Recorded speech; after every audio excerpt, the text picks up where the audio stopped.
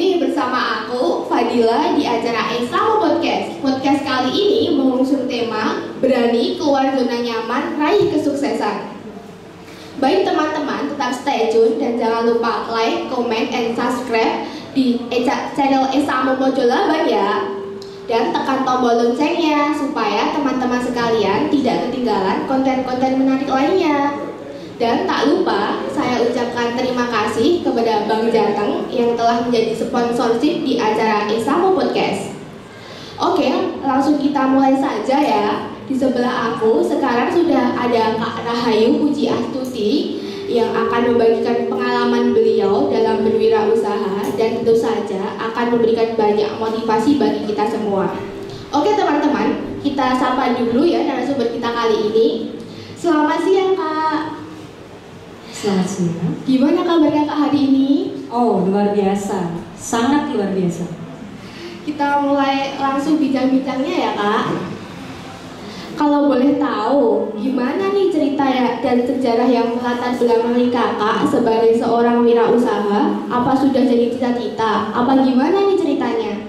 Oh, pasti untuk jadi wirausaha itu kita harus berani sebenarnya. Latar belakang Kakak sendiri sebenarnya bukan wirausaha ya. Kakak pernah bekerja di satu perusahaan itu di Jakarta, punya pengalaman, kemudian yang melatar belakangi itu adalah karena Kakak sendiri udah di posisi zona nyaman. Dimana kalau di zona nyaman sendiri kan, kalau menurut Kakak nih, Kakak udah nggak ada tekanan, mau ngapain itu udah enjoy aja, kerja enjoy aja tanpa tekanan, udah hidup serasa milik gue gitu, ya kan? Tapi Kakak pengen nih apa kayak gini aja ya? Tentu enggak. Karena kalau kita di zona nyaman ini kita terlalu terlena dengan keasikan, rileks, tanpa tekanan, sehingga kadang kita lupa dengan apa yang bisa kita kerjakan. Nah, itu yang memotivasi Kakak untuk istilahnya lari atau keluar dari zona yang menurut Kakak sudah nyaman. Tapi harus dengan berani. Berani dalam hal apa? Berani dalam hal segalanya. Karena kalau kita keluar dari zona nyaman itu sendiri, kita harus berani untuk mengambil resiko. Resikonya apa sih? Resikonya tentu kita pasti nggak mungkin langsung sukses, pernah gagal, terus mau ngapain? Nah, latar belakang Kakak untuk menjadi wirausaha seperti itu. Untuk wirausahanya apa sih Kak, kalau boleh tahu? Oke. Sebelum Kakak terjun di dunia kuliner ya, Kakak pernah untuk di dunia advertising itu sekitar 1 tahun sampai 3 tahun itu. Kakak kebetulan bersama dengan suami terjun di bidang advertising. Tentu itu adalah satu zona yang baru buat Kakak karena memang backgroundnya Kakak bukan di dunia advertising. Tapi ketika kita keluar dari zona nyaman, kita cari zona yang baru, tentu kita harus siap belajar dari sisi apapun kalau menurut Kakak. Nah, ketika Kakak di dunia advertising ini setiap target tercapai untuk 1 tahun sudah tercapai. Tapi menurut Kakak ada salah satu sisi di mana Kakak kayak tadi Kakak jelasin zonanya nyaman lagi nih, gitu. Jadi Kakak mesti ngapain ya, gitu kan? Karena menurut Kakak harus cari zona yang baru lagi. Untuk apa? Supaya Kakak tidak terbelenggu di dunia itu aja.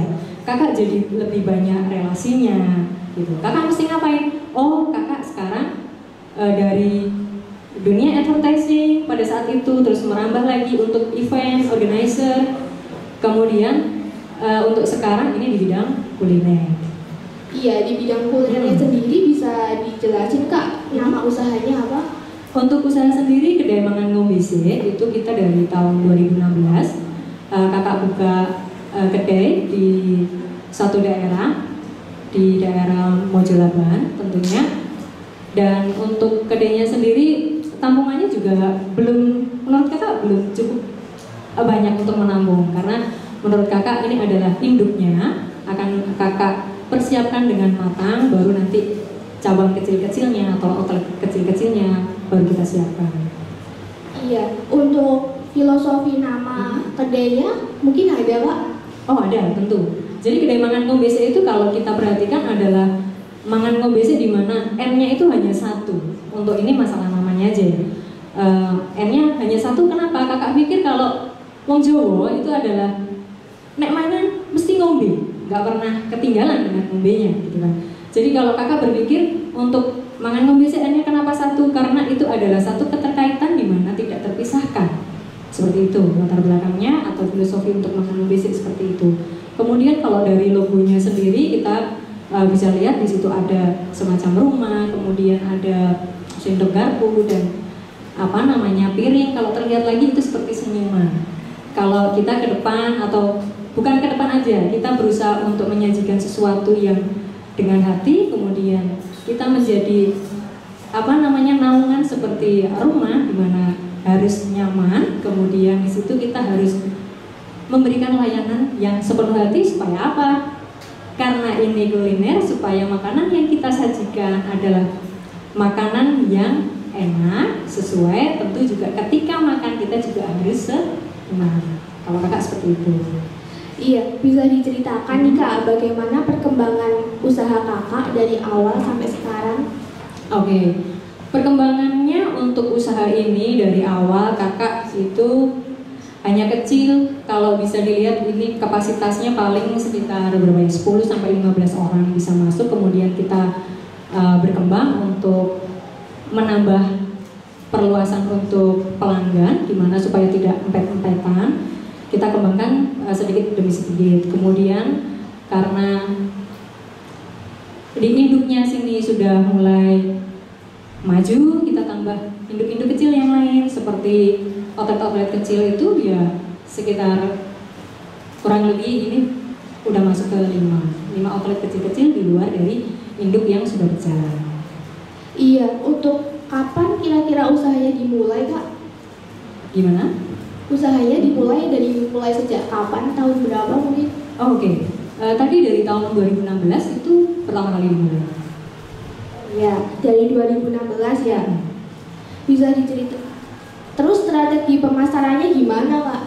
Untuk strategi pemasarannya kita pertama itu dari mode to mode ya, artinya misalnya kamu beli di tempat kakak, kemudian kita harus memberikan suatu makanan atau penyajian yang bagus, nanti kamu akan cerita ke orang lain, ke yang lain lagi. Kalau yang kita berikan itu adalah sesuatu hal yang bagus, tentu kita akan mendapat hal positif gitu. Tapi ketika kita kurang bagus ya tentu akan nyebarnya lebih banyak sih. Strateginya yang pertama kali kita terapkan adalah mode to mode untuk awal ya. Untuk menunya apa saja Kak di kedainya itu? Oke, untuk menunya sendiri kita dari menu yang tradisional menu, kemudian ada untuk snacknya, kemudian ada untuk nasi, itu udah umum ya, kalau di kita nggak sediakan nasi pasti orang yang nasi gitu kan. Kemudian mie, kemudian juga minuman gitu. Iya, lalu bagaimana cara kakak menjaga konsistensi rasa dari menu-menunya? Iya, dari konsistensi rasa sendiri kita harus, karena lidah kita ini termasuk lidah yang sangat-sangat peka ya gitu kan, apalagi kalau untuk era sekarang itu sebenarnya era-era cabai-cabean, tapi bukan cabai-cabean yang ini ya, artinya kayak kamu pasti lebih suka pedas, pecinta pedas. Untuk menciptakan konsistensi rasa ini kakak meskipun ada yang bantu untuk yang tukang masaknya, kemudian dibantu yang lainnya, untuk konsistensi rasa kakak harus sering kali ngecek. Kenapa? Karena dari tukang masak sendiri, kalau menurut kakak, kalau kamu masak nggak enjoy, mending kamu diem aja. Kamu relaksin dulu kamu, baru kamu masak. Kenapa? Karena kita makan bukan untuk kita aja, tapi kamu masak buat banyak orang. Ketika kamu nggak enjoy dalam kamu memasak atau mengolah menunya, kamu akan, efeknya adalah mungkin akan ada ketidakpuasan, dan itu seringkali kakak jumpai. Dan biasanya kalau memang ada ketidakpuasan gitu, kakak cek ke belakang, kamu ada apa. Nah nantinya itu untuk ngontrol dari rasa sampai dengan penyajian itu kakak harus lebih aware lagi gitu. Iya, lalu bagaimana kakak menentukan harga jual dengan pertimbangan banyak pesaing?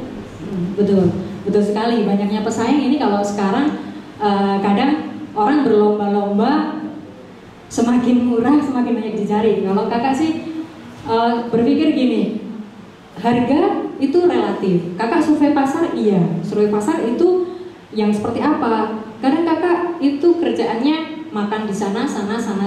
Bukan berarti kakak ingin membandingkan atau menjatuhkan orang, karena kan kalau dari segi kuliner itu kan banyak sekali ya. Sekarang perkembangannya udah pesat banget gitu kan. Tapi kakak berusaha apa yang bisa kakak ambil dari satu restoran ke restoran lain yang bisa kita terapkan di kedainya kita. Buat apa? Buat kemajuan atau juga buat layanan yang lebih baik. Layanan dari segi apa? Makanan, harga, kemudian tempat, fasilitas itu juga harus kita pikirkan.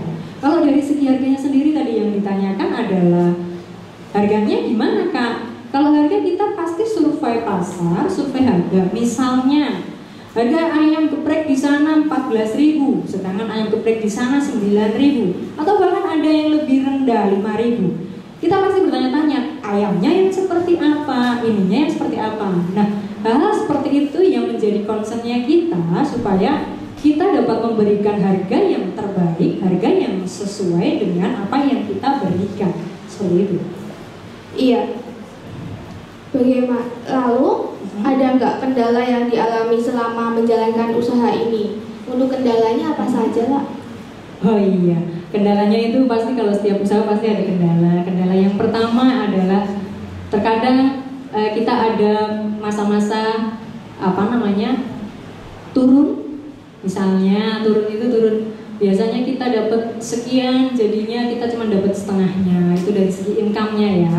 Kemudian kendala yang lain adalah dari segi SDM-nya.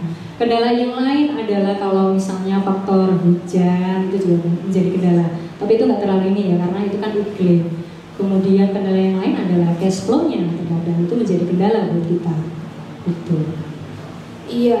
Lalu bagaimana cara kakak mengatasi kendala tersebut?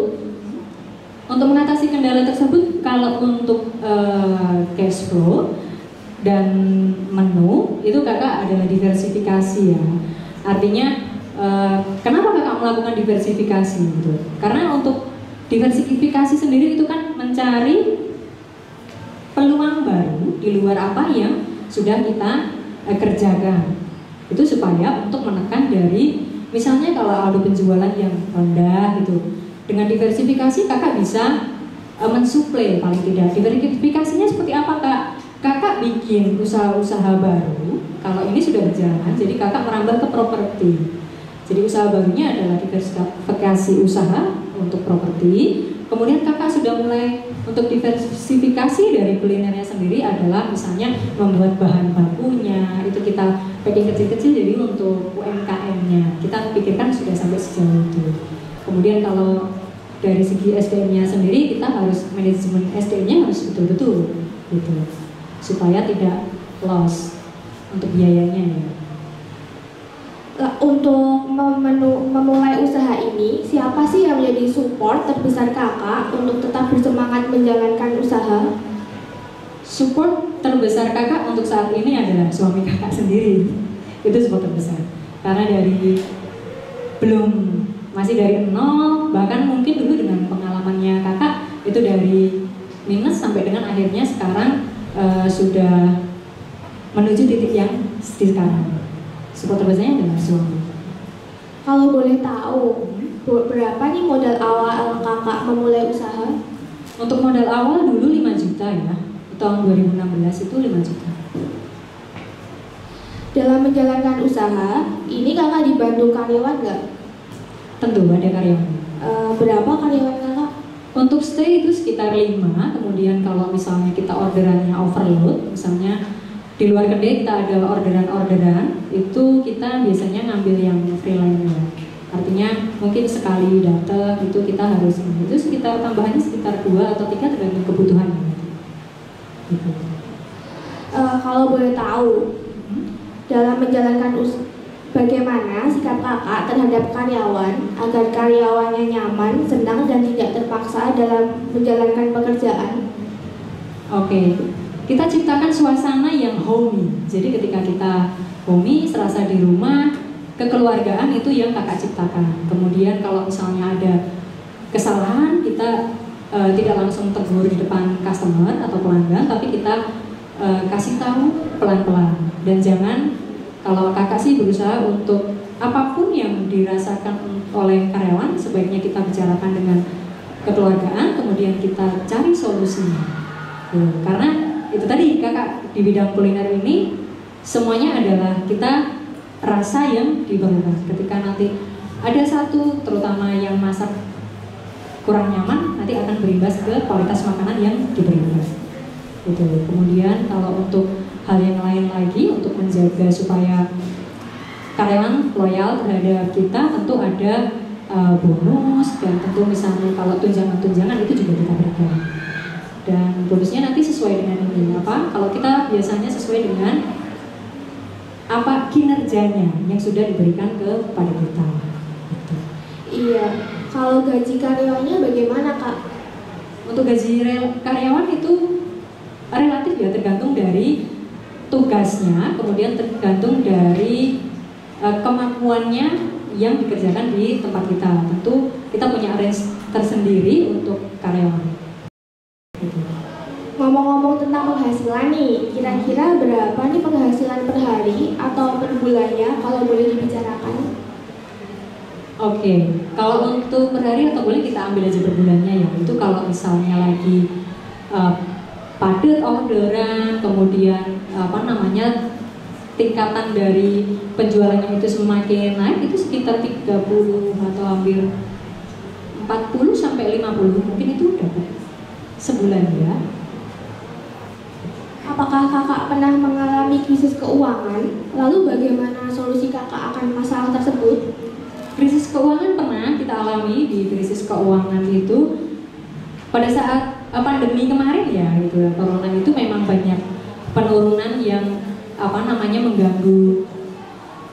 mengganggu cash flow-nya kita. Tapi bagaimana kita menciptakan atau mempertahankan kedai yang sudah buka ini jangan sampai tutup gitu. Untuk kita berpikir itu tadi diversifikasi usaha tadi atau diversifikasi dari produknya. Gitu. Lalu kita tanya lagi nih Kak, strategi apa yang kakak terapkan untuk menarik pembeli untuk membeli produk kakak? Untuk menarik pembeli tentu kita punya strategi, yaitu yang pertama mungkin yang kita bisa berikan adalah ketika kamu ulang tahun, misalnya kita kasih diskon, kemudian strategi yang lain adalah ketika sudah era digital kita harus mengikuti bagaimana era digital itu berkembang, kita harus ikuti. Seperti kita juga mulai pemasaran ke marketplace, kemudian ke aplikasi-aplikasi online lainnya gitu. Kemudian kita harus yang kita terapkan harus jemput bola kalau sekarang. Kenapa harus jemput bola? Karena terkadang itu orang males buat keluar makan, kita jemput bola, kamu pesen, aku antar, selesai kamu tinggal makan. Udah. Gitu. Pada masa pandemi banyak sekali usaha yang belum kan Kak. Iya. Apa usaha kakak juga terkena dampaknya? Sejauh ini kita tidak sampai tutup ya, kita masih bertahan. Dengan apa yang kita miliki saat ini, kita bertahan. Bahkan untuk sekarang kita malah merambah ke bisnis lain. Gitu tadi. Iya, dari tadi kita udah banyak bahas tentang usaha kakak. Iya. Untuk kali ini saya mau tanya, jadi gimana sih sikap menjadi seorang wirausahawan? Sikap menjadi seorang wirausahawan, sikapnya tentu harus rendah hati. Yang pertama, jangan tinggi hati. Kemudian tinggalkan ego. Kemudian kita harus pantang menyerah. Yang lain lagi adalah kita tetap berusaha berkarya, biarlah Tuhan yang menentukan apa yang menjadi rencananya. Iya, sekarang eranya sudah digital seperti yang kakak bilang tadi. Ini membawa pengaruh apa saja? Mungkin salah satunya ke income-nya. Iya betul, pengaruhnya besar banget ya untuk digital ini. Tapi ketika kita tidak bisa tidak bisa mengarahkan dengan tepat, tentu kita akan kehilangan momen digital itu, gitu kan. Itu pengaruhnya banyak sekali ya dari segi income, karena kalau memang digital ini kita misalnya dari satu titik sini ternyata kita bisa dilihat dari atau bisa diorder dari titik-titik sejauh berapa kilometer sih. Itu. Jadi era digital ini memang sangat berpengaruh sekali dalam dunia kuliner ini ya. Gitu. Contohnya tidak hanya di daerah kita saja orang mengenal bahwa Kedemangan Ngombesa ada di situ, gitu. Tapi dari yang lain pun radius berapa ini sudah mulai mengenal. Terus kemudian dari luar Solo pun mungkin, atau luar ini apa Mojolaban ya, dari luar Mojolaban pun sudah mulai mengenal, oh Kedemangan Ngombesa ada di situ, gitu kan. Itu kalau bukan era digital ini mungkin belum kenal orang, gitu. Hebatnya era digital di situ ya. Untuk income-nya juga mempengaruhi tidak Kak? Income-nya tentu sangat mempengaruhi. Dimana kalau dulu kita hanya terpaku dengan pelanggan yang offline aja, tapi dengan adanya pelanggan online ini kan, yang dulu misalnya dapatnya 1.000 misalnya, terus karena 1.000 ini orang pada datang, terus kemudian dengan adanya online digitalisasi itu jadi lebih dari 1.000 gitu. Jadi pengaruh di income-nya banyak sekali gitu. Oke, yang terakhir nih Kak, kita ingin tahu gimana tips menjadi wirausahawan sukses menurut Kakak? Wirausahawan sukses itu tipsnya ya. Ini tipsnya ini dari pengalaman saya pribadi ya. Tipsnya itu kalau dari pengalaman saya atau dari saya pribadi adalah tipsnya itu jangan menyerah, berani keluar dari zona nyaman. Kemudian kita harus rendah hati. Kemudian jangan tersinggung, bukan jangan tersinggung apa ya? Kita harus berani terima kritikan. Kemudian ketika kita sudah dikritik, kita ambil apa yang bisa kita pakai dan yang sesuai dengan kita, dan tinggalkan apa yang tidak bisa kita pakai atau kurang sesuai. Pantang menyerah, berserah, berani keluar dari zona nyaman yang kita bahas hari ini, kemudian berani terima kritikan, itu ya. Iya, bisa minta motivasinya Kak untuk para pendengar. Motivasinya buat teman-teman semua adalah ketika mau menjadi wirausaha yang sukses adalah kita harus berani keluar dari zona nyaman. Kemudian kita juga harus berani mengambil risiko apapun yang terjadi di luar sana. Kita tidak tahu apakah nanti akan terjadi hal-hal yang menyulitkan atau bahkan ini lurus-lurus saja.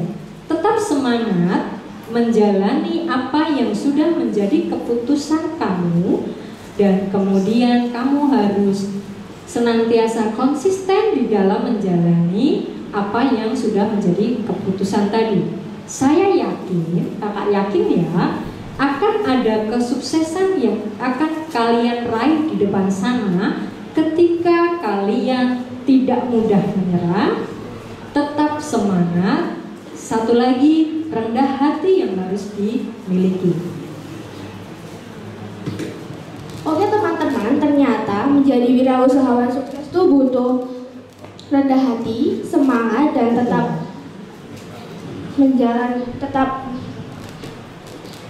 bisa menerima resiko yang dijalankan, konsisten dalam mengambil keputusan. Itu tadi kan Kak, kesimpulan dari pembicaraan kita. Makanya kita harus belajar dan banyak mengambil pengalaman dari mereka yang sudah terlebih dahulu memulai usaha. Kenapa teman-teman? Agar kita bisa sukses juga seperti mereka. Dan jangan lupa teman-teman nantikan Esamo Podcast selanjutnya. Jangan lupa untuk subscribe YouTube Esamo ya, dan bila ada salah kata saya dalam membawakan acara, saya mohon maaf.